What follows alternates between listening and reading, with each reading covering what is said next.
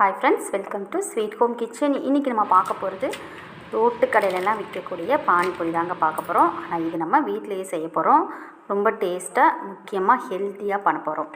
எப்படி இந்த பானிபூரி செய்கிறது அப்படின்றத இன்றைக்கி நம்ம வந்து பார்க்கலாம். குழந்தைங்களுக்கெல்லாம் பார்த்திங்கன்னா ரொம்ப பிடிச்ச இந்த பானிபூரி நம்ம வீட்டிலையே செஞ்சு கொடுக்கணும். இதுக்கு வந்து பார்த்திங்க அப்படின்னா 1 கப் அளவுக்கு ரவை எடுத்துக்கிட்டு, 1 கப் அப்படின்னா 1/4 பங்கு அளவுக்கு வந்து மைதா, உப்பு எடுத்துக்கிட்டு, சோடா வந்து இந்த அளவுக்கு பார்த்திங்கன்னா சேர்த்துக்கிட்டு தண்ணி ஊற்றி நல்லா பிசைஞ்சு எடுத்து வச்சுக்கணும்.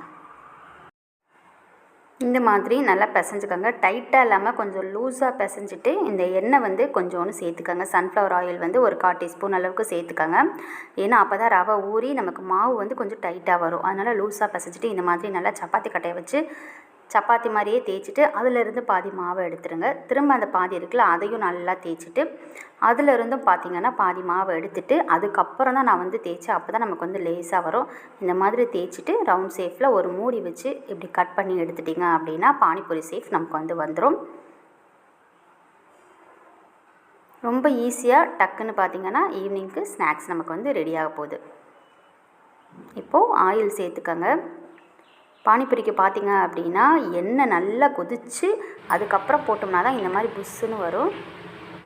அவ்வளோதான், இப்போ நமக்கு பூரி வந்து ரெடி ஆயிடுச்சு. நீங்கள் கடையில் வாங்கினா எந்த அளவுக்கு நல்லா மொறுன்னு டேஸ்ட்டாக இருக்குமோ அதே போல் தான் இருக்கும். 10 நிமிஷத்துலேருந்து அரை மணி நேரம் வரைக்கும் நீங்கள் ஊற வச்சிங்க அப்படின்னா இந்த மாதிரி நல்லா உப்பிக்கிட்டு வரும். அதனால் கண்டிப்பாக பிசைஞ்சிட்டு ஊற வச்சுட்டு பண்ணுங்கள். பானிபூரிக்கு இப்போ ரசம் வைக்கலாம். அந்த ரசம் வந்து பார்த்திங்க அப்படின்னா புதினா, மல்லி இலை, இது வந்து சிம்பிளாக நம்ம வந்து வீட்டிலையே பண்ணுறது. ஆனால் இதுக்கு பார்த்திங்க அப்படின்னா கடையிலேயே வந்து பவுடர்லாம் விற்கிது. நம்ம அதை மிக்ஸ் பண்ணிக்கலாம். நம்ம டக்குன்னு பண்ணணும் அப்படின்னா இந்த மாதிரி வீட்டில் இருக்கக்கூடிய இஞ்சி, பச்சை மிளகா, புதினா, மல்லி இலை வச்சுட்டு புளி தண்ணி சேர்த்துட்டு நம்ம வந்து மிக்ஸ் பண்ணிக்கலாம். ஆர்டிஃபிஷியல் கலர்ஸோ டேஸ்ட்டோ எதுவும் இல்லாமல் ஹெல்த்தியாக பண்ணணும்னா நீங்கள் இந்த மெத்தடில் பண்ணிக்கலாம். இதை ஃபில் பண்ணிவிட்டு இப்படி சாப்பிட்டிங்கன்னா செம்ம டேஸ்ட்டாக இருக்கும். கண்டிப்பாக ட்ரை பண்ணி பாருங்கள். வீடியோ பிடிச்சிருந்தால் லைக் பண்ணுங்கள், ஷேர் பண்ணுங்கள். ஃப்ரெண்ட்ஸ் அண்ட் ஃபேமிலி எல்லாரோடையும் ஷேர் பண்ணிக்கோங்க. நீங்களும் கண்டிப்பாக வீட்டில் ஹெல்த்தியாக ட்ரை பண்ணி பாருங்கள். நம்மளோட சேனலை மறக்காமல் சப்ஸ்கிரைப் பண்ணிடுங்க. தேங்க்யூ.